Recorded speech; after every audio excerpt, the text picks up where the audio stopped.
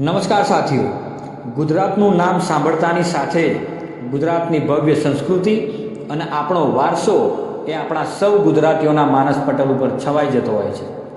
ગુજરાતે હંમેશા દરેક ક્ષેત્રમાં પોતાનું શ્રેષ્ઠ યોગદાન આપી સમાજ ઘડતર અને રાષ્ટ્ર નિર્માણના કાર્યમાં પોતાનો સિંહ ફાળો આપેલ છે.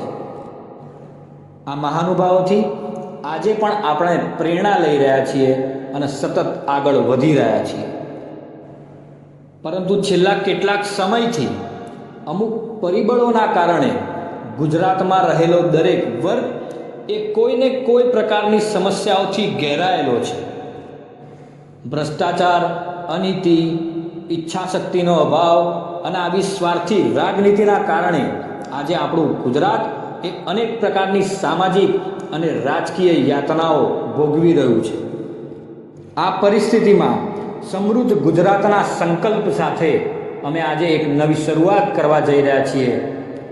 ત્યારે આપ પણ આપના આશીર્વાદ વરસાવશો એ જ આશા અને એ જ વિશ્વાસ સાથે જય જય ગરવી ગુજરાત, જય જય ગરવી ગુજરાત.